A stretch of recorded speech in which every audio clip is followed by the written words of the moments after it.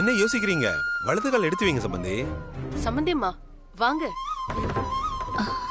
போங்க.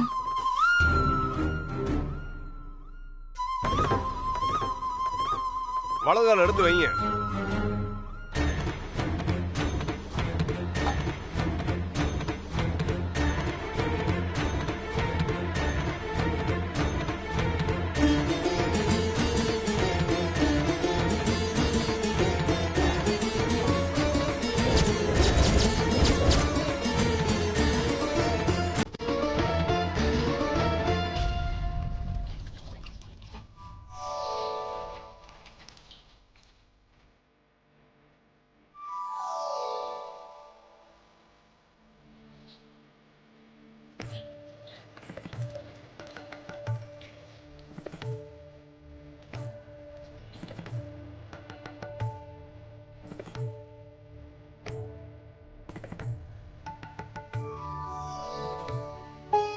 அத வாங்குங்க.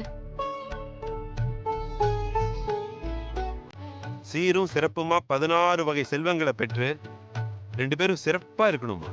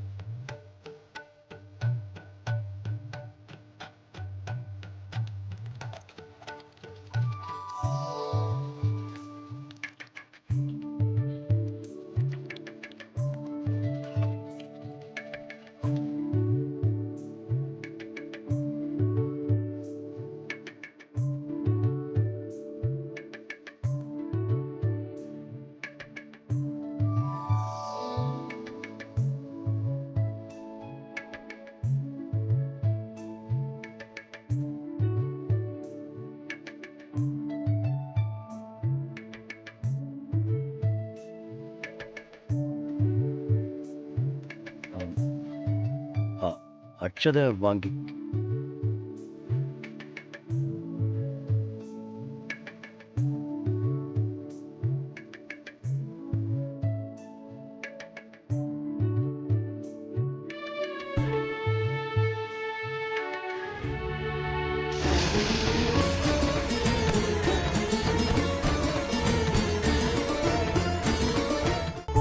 கற்பகம், சம்பந்திய பாத்தியா? பொண்டாட்டியா இந்த தாங்கு தாங்குறாரு. Strong man.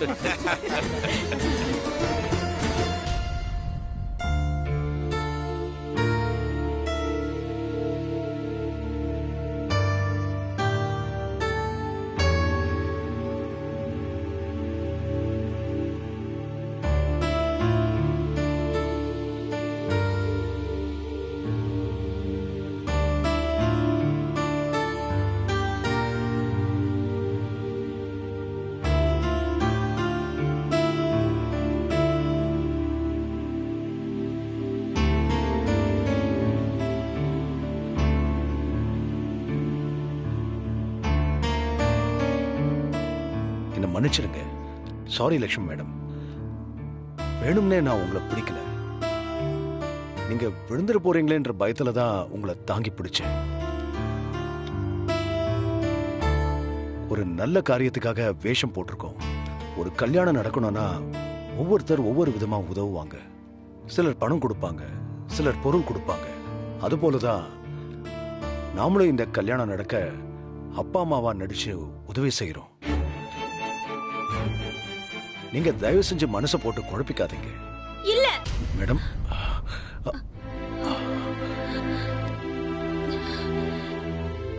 நான் செய்யறது பெரிய தப்புங்க. என் மனசுக்கு அது தெரியுது. நான் ஏதோ ஒரு வேகத்துல இதுக்கு ஒத்துக்கிட்டேன். இப்படி நடிப்புக்காக இந்த மாதிரி நகையெல்லாம் போட்டுக்கிட்டு நாளைக்கு குட்டிக்கு இதெல்லாம் தெரிஞ்சா என்னால நினைச்சு கூட பார்க்க முடியல சார். லட்சுமி மேடம், சந்தோஷ் இருக்கிறது மும்பைல, நாம இருக்கிறது மதுரையில. அவருக்கு இங்க இருக்கிறது தெரிய வாய்ப்பே இல்லை. என் பிள்ளைக்கு அப்படி தெரிஞ்சிருமோன்னு நான் பயப்படுறதை விட தெரியாம இப்படி எல்லாம் செய்யறேனேன்னு தான் அதிகமா நான் பயப்படுறேன் சார். என்னோட குட்டி கிட்ட நான் இது வரைக்கும் எதுவுமே மறைச்சது கிடையாது. இப்போ இவ்ளோ பெரிய தப்பை நான் மறைச்சிட்டு இருக்கேங்கிற அந்த குற்ற உணர்ச்சி என்ன கொல்லுது சார். முடியாது முடியாது, இன்னும் ஒரு நிமிஷம் கூட என்னால இங்க இருக்க முடியாது. அரவிந்த், என்ன என்னப்பா இது? ஏந்திரி ஏந்திரி. அம்மா, இந்த அனாதைக்கு இப்படி ஒரு கல்யாணமா? என்னால நம்ப முடியலம்மா. எனக்கெல்லாம் கல்யாணம் நடக்குமான்னு ஒரு நேரத்துல யோசிச்சிருக்கேன்.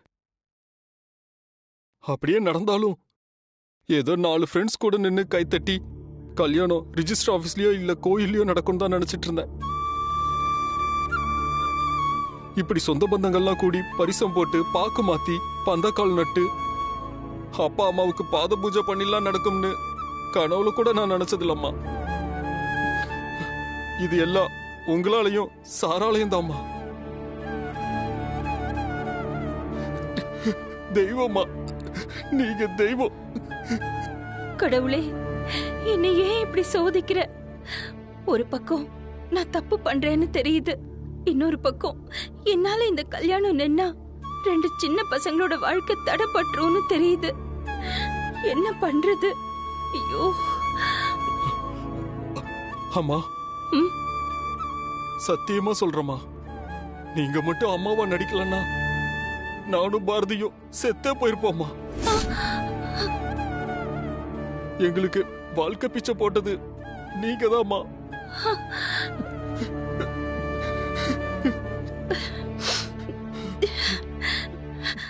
அரவிந்த், நீ கல்யாண மாப்பிள்ள, நீ கண் கலங்க கூடாது. உன் கல்யாணம் நல்லபடியா நடக்கும். நீ தைரியமா இரு. என்ன? சரிங்கம்மா.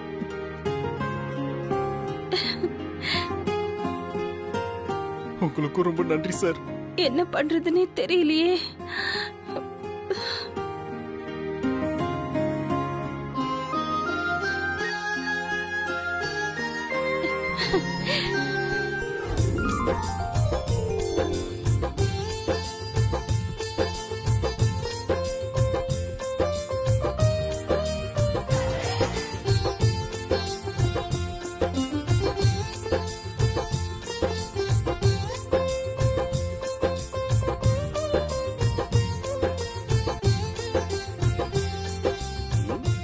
என்னப்பா எல்லாரும் இன்னைக்கு பளிச்சுன்னு வேஷ்டி கட்டிருக்கீங்க?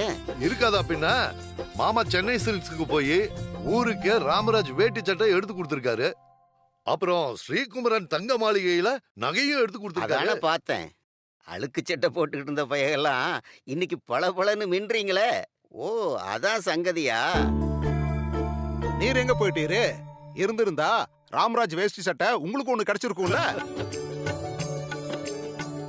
அன்னைக்கு இது தெரியாம போச்சுப்பா, இல்லைன்னா வந்து வாங்கி இருப்பேனே. இப்ப மட்டும் என்ன கட்டு போச்சு? பரிசம் போட்டதுக்கு அப்புறம் சண்முகத்துக்கிட்ட கேட்டா குடுனா கொடுத்துட்டு போறாரு. வாங்கி கட்டிக்கிட்டு நானும் பளிச்சுன்னு இருப்பேன்ல. கண்டிப்பா வாங்கி கட்டிக்க பெருசு. மொத்த சென்னை சில்க்ஸ் நம்ம வீட்டுல தான் இருக்கு. எல்லாம் சரிதான். பரமசிவம், கொஞ்சம் வாய மூடிக்கிட்டு இரு. சரி சரி. நல்ல நேரம் நெருங்கிடுச்சு, உடனே பரிசம் போட்டுடலாமா? தாய் மாமன்லாம் முன்னாடி வாங்க. சரிப்பா, அப்படியே மாப்பிள்ளையோட தாய் மாமன்களும் முன்னாடி வாங்க.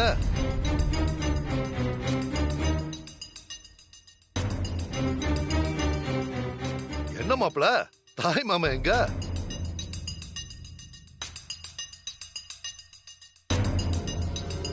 ஏங்க, உங்க அண்ணன் தம்பி யாருமே இல்லையா? உங்களை தான் கேக்குறாங்க.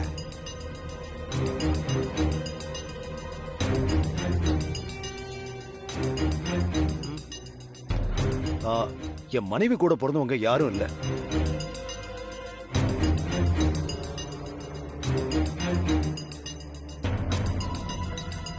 ஆட, பங்காளி பசங்கன்னு கூடவா யாரும் இல்ல? அதானே, சபையில நிக்க மாமா முறையில ஒருத்தர் கூடவா இல்ல? பரிசம் போடும்போது வெத்தலை பாக்கு வாங்க கூட ஒரு மாமா இல்லாத குடும்பமா? என்னையா குடும்பம் இது?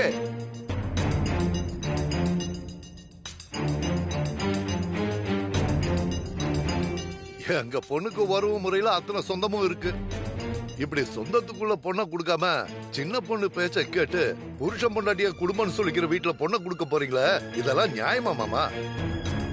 என்ன விட்டா பேசிட்டே போறீங்க?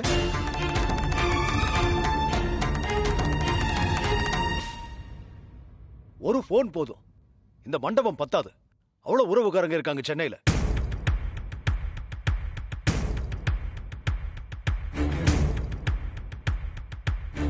சொந்தக்காரனாலே சந்தோஷத்தை விட சங்கடம் தான் ஜாஸ்தி. நம்ம கூட இருந்துகிட்டே நமக்கு கெட்டது பண்ணுவாங்க. நம்மளதான் சொல்றாரு. என் பையனுக்கு பொண்ணை பிடிச்சு போச்சு, பொண்ணுக்கு என் பையனை பிடிச்சு போச்சு. அதுக்கும் மேல எங்களுக்கு உங்க குடும்பத்தை பிடிச்சு போச்சு, உங்களுக்கு என் குடும்பத்தை பிடிச்சு போச்சுன்னு நினைக்கிறேன். கல்யாணம் முடியட்டும், அப்ப விருந்துக்கு ஊரையே கூட்டிட்டு வரேன். நீங்களே ஆச்சரியப்பட்டு போயிடுவீங்க. ஐயோ சம்பந்தி, தயவு செஞ்சு நீங்க தப்பா எடுத்துக்காதீங்க. இவனுக்கு புரியாம பேசிட்டு இருக்கானுங்க, அறிவு கட்டணுங்க, லூசு பசங்க.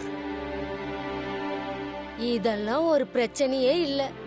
மாமா இல்லாத வீட்ல புள்ளைய பெத்தவங்களே பரிசம் போடுறது நம்ம ஊரு வழக்கம் தானே. நீங்களே பரிசம் போட்டு ஒருத்தருக்கு ஒருத்தர் வெத்தலை பாக்க மாத்திக்கீங்க. எழுந்திருக்கப்பா, எழுந்திருங்க, தட்டை மாத்திக்கீங்க. தட்டு மாத்திக்கலாமா? இந்தாங்க, வாங்கிக்கங்க. என்ன யோசிக்கிறீங்க? வாங்கிக்கோங்க.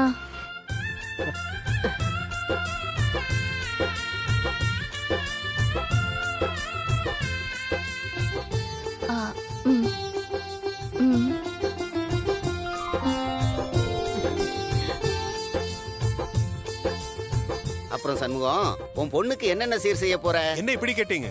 என்னது சீரா? தலைக்கு வைக்கிற கொண்ட ஊசியில இருந்து உள்ள பேர் பாக்குறவங்களுக்கு புடவை வரைக்கும் எல்லாம் வாங்கி வச்சிருக்கு. ஒத்த பொண்ணுக்கு செய்யாம வேற யாருக்கு செய்ய போறாரு?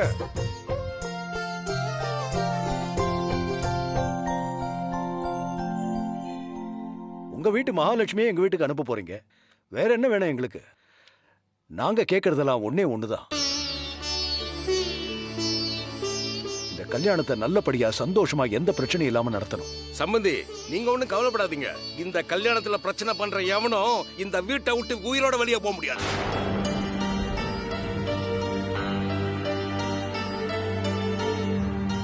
ஏன் போட்டோகிராஃபர் இங்க வாயா.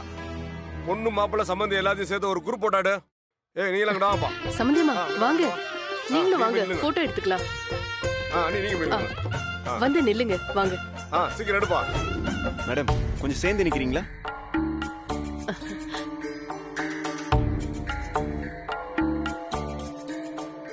மேடம், உங்களை தான், கொஞ்சம் சேர்ந்து நில்லுங்க. லட்சுமி, நீ போய் சம்பந்திமா கூட நில்லு. நான் சம்பந்தி கூட நிக்கிறேன். சம்பந்தி, நாம ஜோடியா நின்று போட்டோ எடுக்கிறத விட நம்ம எல்லாரும் ஒரு குடும்பம்னு இந்த போட்டோ இருக்கணும், அதான் முக்கியம். ஆமா சம்பந்தி, நீங்க கரெக்டா சொன்னீங்க. அப்படியே செஞ்சிடலாம். சம்பந்திமா, நீங்க இந்த பக்கம் வாங்க. வாங்க. நீங்க இப்படி வாங்க.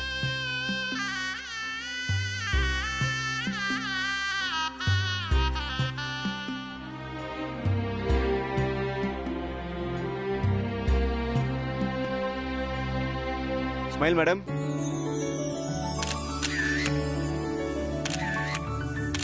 பொண்ணையும் மாப்பிளையும் போட்டோ எடுக்க போறாங்க. நந்தி மாதிரி ஏன் பின்னாடியே நிக்கிறீங்க? போங்க அந்த பக்கம். இவங்களுக்கு கல்யாணம் நடக்க போறத நினைச்சாலே வயிறு எரியுது. இதுல எரியிற நெருப்புல எண்ணெயை ஊத்துற மாதிரி போட்டோகிராஃபர் வேற ஜோடியா நிக்க வச்சு போட்டோ எடுத்துட்டு இருக்கான். வயிற்றுச்சல தான் இருக்கு, என்னத்த பண்றது? நாம வாங்கி வந்த வாரம் அப்படி.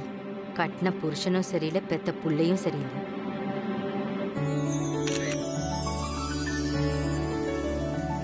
அண்ணே, இது வரைக்கும் ஊர்க்காரங்க கிட்ட தான் நம்ம அசிங்கப்பட்டோம். இந்த கல்யாணம் மட்டும் நல்லபடியா நடந்துச்சு, நம்ம வீட்லயே நமக்கு மரியாதை கிடைக்காதுண்ணே. ஆமாண்ட தம்பி, வாய்ப்பு கிடைக்கும் போது அந்த பட்டணத்துக்கான வம்புக்கு இழுத்து உரண்ட இழுப்போம். சிக்கும் போது அப்படியே சதைச்சு விட்டுருவோம். சரிண்ணே. சம்பந்தி, பாத்தீங்களா நம்ம பிள்ளைங்க ஜோடியா ஒன்னா நிக்கிற அழக? எவ்வளவு அழகா இருக்காங்க பாருங்க. நான் கூட இந்த ஊரே மெச்சுக்கிற மாதிரி என் பொண்ணுக்கு மாப்பிள்ளைய பாக்கணும்னு சொன்னேன்ல சம்பந்தி. ஆனா கடவுளுடைய அருளால அதே மாதிரி மாப்பிள்ளை அமைஞ்சிருச்சு. ரொம்ப சந்தோஷமா இருக்கு. என்னங்க நீங்களே கண்ணு வச்சிருங்க போல இருக்கு. அதுனே, அண்ணன் நல்ல மனசோட தான் சொல்லியிருக்காரு. அவங்க நல்லா தான் இருப்பாங்க. ஜோடி பொருத்தத்தை பத்தி நாம தான் வாய் வலிக்க பேசுறோம். அவரும் அந்த அம்மாவும் வாயை திறந்த மாதிரியே இல்லையே.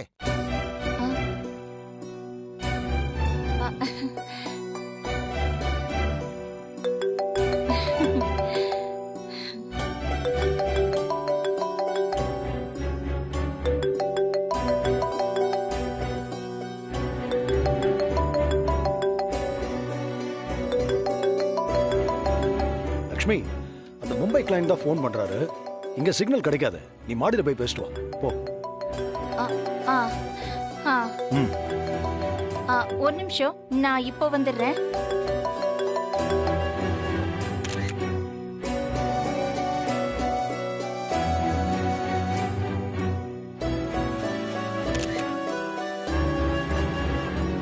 டேய் அரவிந்த், என்னடா இது? கொஞ்சம் ரொமான்டிக்கா போஸ் கொடுறா. பாரதி, இன்னும் கொஞ்சம் பக்கத்துல வா. கைப்பிடி. ஏய், கைய புடுறா.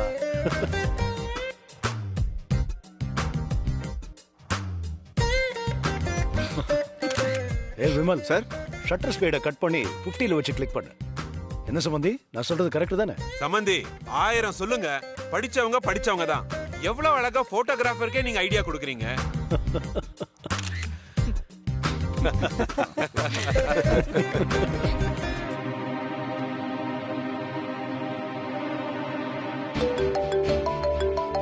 அம்மா பிஸியா இருக்காங்க போல இருக்கே. இருக்கலாம்.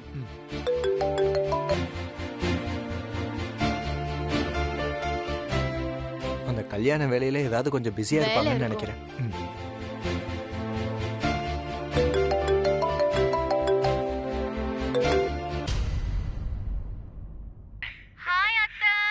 ஹாய்மா. அம்மா எப்படி இருக்கீங்க? நான் நல்லா இருக்கேன் குட்டி. நீ எப்படி இருக்க? எனக்கு என்னம்மா, நான் நல்லா தான் இருக்கேன். என்ன இவ வராம இருந்திருந்தா இன்னும் நல்லா இருந்திருக்குமா? போடா. அத்தை எப்படி இருக்கீங்க அத்தை? மதுரை எல்லாம் எப்படி இருக்கு? கல்யாண மண்டபத்துல தானே இருக்கீங்க? பொண்ணு மாப்பிள்ள எல்லாம் எப்படி இருக்காங்க? இங்க எல்லாரும் நல்லா இருக்காங்க பவி. நான் இங்க மண்டபத்துல தான் இருக்கேன். அம்மா, அங்க ஸ்டேலாம் உங்களுக்கு கம்ஃபர்ட்டபிளா இருக்கா? ஏன் ஒரு மாதிரி இருக்கு உங்க ஃபேஸ்? அதெல்லாம் இல்ல குட்டி, நான் நல்லா இருக்கேன். ரொம்ப நேரமா ட்ரெயின்ல வந்ததுனால கொஞ்சம் டயர்டா இருக்கு. மத்தபடி நான் நல்லா இருக்கேன். அம்மா, உங்க முகம் எனக்கு கரெக்ட்டா தெரியல. இன்னும் கொஞ்சம் ஜூம் பண்ணி காட்ட முடியுமா? கொஞ்சம் பக்கத்துல. இன்னும் ஜூம்மா. போன்ல கை வச்சு இப்படி பண்ணுங்க. ஜூம்.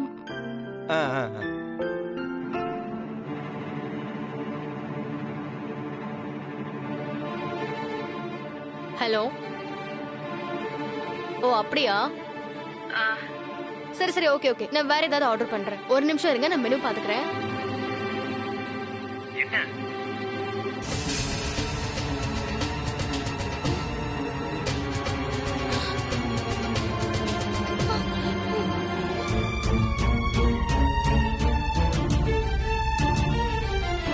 ஒரு ghee rice, paneer butter masala and malai kofta வேணுமா? ஆமா ஓகேவா? அதே ஆர்டர் பண்ணிரு.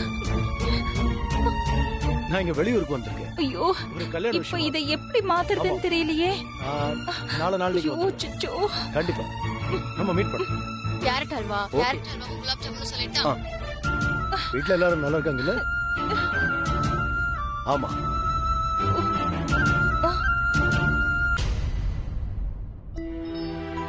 அப்பா. Thank you. அம்மா. அம்மா. என்னம்மா, டவர் சரியா கிடைக்கலையா? நான் பேசுறது உங்களுக்கு கேட்கலையா? ஆமாங்க குட்டி, இங்க எனக்கு டவர் கிடைக்கல. நான் நல்லா இருக்கேன். அரவிந்த் இங்க எனக்கு எல்லா வசதியும் பண்ணி வச்சிருக்கான். என்ன பத்தி கவலைப்படாம நீயும் பவியும் சந்தோஷமா இருங்க.